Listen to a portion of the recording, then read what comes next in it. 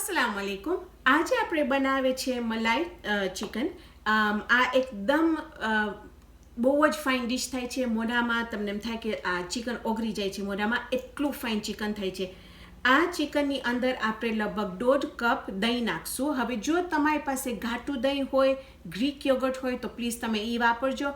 આજે મારી પાસે આ જ દહીં છે પ્લેન, તો હું એ વાપરું છું। અહીંયા મિનેસોટામાં એકદમ શરદીનો મહિનો છે, એટલું બરફ પડ્યું છે ને એટલી ઠંડી છે, તો હું ઘરમાં ખાલી મારા બચ્ચાઓને કહું મને આ વસ્તુ ખપે છે ને ઓલાકા લઈ આવી દે મને, હું બહુ બારે નથી નીકળતી।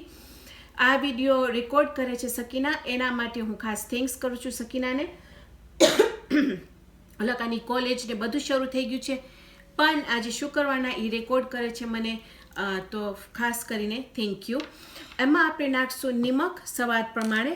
અહીંયા છે મારી પાસે ચીલી ગાર્લિક સોસ, જે લગભગ છે 2 ચમચા જેટલું આપણે એમાં નાખશું। અહીંયા છે મારી પાસે 2 ચમચા ધાણા જીરું પાવડર, અને એ ધાણા જીરું પાવડર એને એકદમ ફાઇન સ્વાદ દેશે। અહીંયા છે મારી પાસે 2 ચમચા લીલા મરચાં, જેને હું પીસી નાખી છું, અને એ પણ તમને જો નાખ હોય તો તમે નાખજો, પણ એનું સ્વાદ એકદમ ફાઇન થાય છે। અહીંયા છે મારી પાસે 1 કે 2 ચમચા તમે ફ્રેશ લસણ ને આદું નાખજો એની અંદર। ફ્રેશ એકદમ ડિફરન્સ થાય છે કે કેવું તમારું ખાવાનું ટેસ્ટ થશે। એમાં ચિકનમાં આપણે લગભગ 1 ચમચો જૈતૂનનું તેલ નાખશું। અહીંયા છે મારી પાસે આ સરી, જેને આપણે એની અંદર સ્ક્યુઅર કરશું, પણ હું એને પાણીમાં પલાળી રહી છું કે શું બળી ના જાય। તમે જો અંદર ઓવનમાં કરશો, બારે ગ્રીલિંગ કરશો કે અત્યારે ચૂલા પર રાખશો, તમારા જે આ સ્ટિક્સ છે લાકડી છે એ બળી જશે। તો એના લીધે બહેતર છે કે તમે એને પાણીમાં પલાળો લગભગ 20 કે 30 મિનિટ સુધી। હવે આ જે કૂકરું છે આપણે એને મેરિનેટ કરશું, પછી એને આ સરીમાં નાખી દેશું। પણ જો તમે એને મેરિનેટ કરી શકો ઓવરનાઇટ, એટલે આખી રાત ને કાલે બનાવો તો બહેતર છે કે એનું જે ટેસ્ટ છે એ એકદમ ફાઇન ટેસ્ટ આવશે એની અંદર। અને હું ભૂલી ગઈ એક વસ્તુ, એનામાં હું થોડુંક લેમન પેપર પણ નાખીશ। તો ચાલો આપણે શરૂ કરીએ આપણું ચિકન મેરિનેટ કરવા માટે। લસણ, આદુ, ginger or garlic, green marcha or green chilies, cumin and coriander powder, dhana jeeru, red garlic chili paste or lal chutney,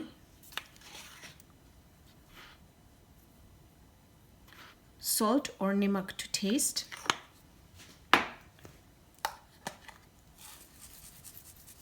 one teaspoon of lemon pepper, 1 chamchi lemon pepper,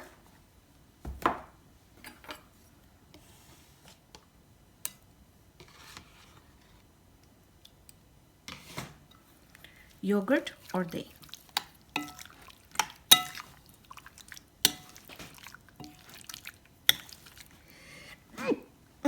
excuse me,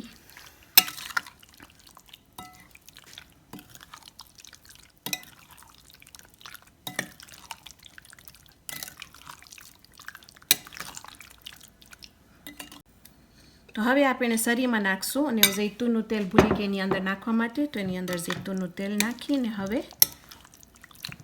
fine રીતે આપણે હલાવી ને હવે એને સરીમાં નાખશું।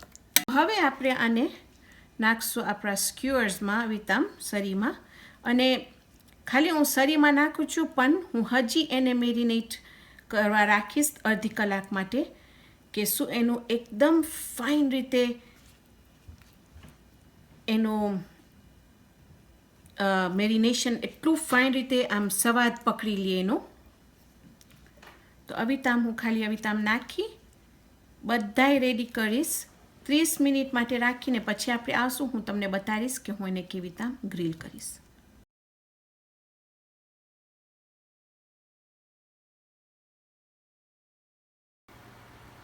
તો અહીંયા છે મારી પાસે આપણું ચિકન તૈયાર છે, આપણું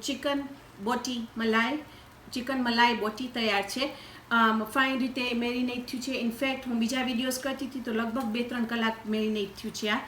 આ જોવાથી આપણને ખબર પડી જાય છે। અને જ્યારે તમે મેરિનેટ કરતા હો કે આથો દેતા હો ત્યારે પ્લીઝ ફ્રીજમાં રાખજો, કવર કરીને બહાર નહીં રાખજો. અને પછી અહીંયા છે મારી પાસે આ ગ્રીલ. હવે હું આ ક્વિઝિનાર્ટનું ગ્રીલ વાપરું છું. મને એકદમ મજા આવે છે કે આ ગ્રીલ એના આ પણ બધા નીકળે છે બહાર. આપણે એના સાથે હું ધોવા માટે બહુ સિમ્પલ છે. તો તમે જો ઠંડી એરિયામાં રહેતા હો તો આ ક્વિઝિનાર્ટ ગ્રીલ છે. 5 એને કહે છે ક્વિઝિનાર્ટ 5-in-1 ગ્રીલ. ને આઈ એમ શ્યોર કે તમને એમેઝોનમાં મળશે. પછી આપણે એની ઉપર જૈતુનનું તેલ નાખ્યા છે જરાક. હવે આપણે આપણું ચિકન લઈ અને જ્યારે તમે એ અવાજ સાંભળો એટલે આપણું તૈયાર છે આપણું ગ્રીલ. એવી રીતે હોવું જોઈએ. ઓકે, તો હવે આપણે આવી રીતે કરીને બધી આપણી જે આપણું ચિકન છે એ બધું આપણા આવી રીતે ગ્રીલ ઉપર રાખી દઈશું. અને આપણે એને ફરાવ કરશું. પણ તમને મેક શ્યોર કરવું છે કે તમે જ્યારે ફરાવો એના પહેલાં તમે નીચે જુઓ કે એના પાસે જો અવિતામ ગ્રીલ માર્ક્સ હોય તો હજી જરાક ખોબરો કે શું ફાઇન રીતે પાછું ગરમ. કારણ કે જો ચિકન આપણું કૂકરું ઠંડુ હતું, આપણે એને ગરમ ગ્રીલ ઉપર રાખ્યા. હવે થોડીક વાર લાગશે કે પાછું ચિકન પણ એવી રીતે ફાઇન ગરમ થઈ જાય. એવી રીતે કરીને આપણે એને ટર્ન કરશું, ફરાવતા જશું પક્કા આપણું ચિકન તૈયાર હોય. હું તમને કહીશ લગભગ કેટલી વાર લાગી કે આ ચિકન આપણે ફરાવ. લગભગ 7 મિનિટ લાગુ ખપે કે પક્કા આપણા ચિકન મલાઈ બોટી સાવ તૈયાર થાય ત્યાર સુધી. તો અહીંયા મને તમને ખાલી બતાવ્યું હતું કે તમે જોશો કે આપણું ચિકન રંધાય છે. અને મને લાગે છે કે જો બહારનું ગ્રીલમાં એકદમ ફાઇન સરસ થશે, એ અંદરનું પણ ફાઇન થાય છે. તો બહારેનું જરાક એનું ટેસ્ટ એનું સ્વાદ જ જુદું થાય છે. ઓકે, તો મને ખાલી તમને બતાવ્યું હતું કે ઓલમોસ્ટ તૈયાર છે. એક વખત થઈ જશે તો આપણે એને આપણા આના ઉપર રાખશું, સ્ક્યુઅર્સ ઉપર આના ઉપર રાખશું, આપણું કુલિંગ રેક ઉપર. પછી આપણે એને હું સર્વ કરવા માટે હું તમને બતાવીશ કે હું કેવી રીતે મને સર્વ કરીશ. તો અહીંયા છે મારી પાસે આપણું ચિકન. તમે જોશો કે લગભગ 8 મિનિટ લઈ ગઈ અને ફાઇન રૂ જેવું ચિકન થઈ ગયું છે. હું એને ટ્રાય કરી અને ક્યાંની એને આવી રીતે ફરાવતી રહી તો એટલા ફાઇન રીતે બધી સાઈડમાં આપણું ચિકન થઈ ગયું છે. હવે આપણે એને કાઢી અને આપણું કુકી રેક ઉપર રાખશું કે જરાક ઠરે. હવે જો તમે એને ઘરે તમે આમ જ એને સર્વ કરવાના હો તો તમે જરાય યાદી નહીં કરજો, તમે એને સીધું પ્લેટ ઉપર નાખી દેજો. પણ જે હું અહીંયા જેવી રીતે એને આજે સર્વ કરું છું એ છે કે હું આવી રીતે લેટસ રાખી છું ને એના ઉપર હું આવી રીતે આપણું જે ચિકન છે એને હું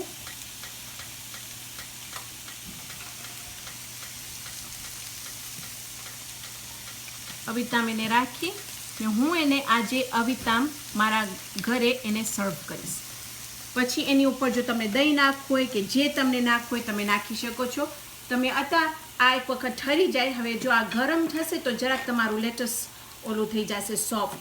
તો એટલે તમને પહેલાં કૂકી શીટ ઉપર રાખજો કે ફાઇન રીતે જરાક ઠંડક થઈ જાય જરાક જ, પછી તમે એને તમારું લેટસ ઉપર રાખજો. તો અહીંયા હું તમને એને ટ્રાય કરીને કહીશ કે તમને કે કેવું લાગે છે. લસણ, આદુ, ધાણા જીરું, નિમક. ચિકન જે છે એ મોઢામાં આમ ઓગળી જાય છે એવું ચિકન થયું છે. ને આપણે એને રાંધી પણ બહુ નથી નાખ્યા કે સાવ કઠણ થઈ જાય ચિકન. તો આજે આપણે બનાવ્યા છે ચિકન ટીકા બોટી. આવતી વખતે આપણે બીજી જબરદસ્ત રેસીપી બનાવશું. તો ત્યાર સુધી ખુદા હાફિઝ.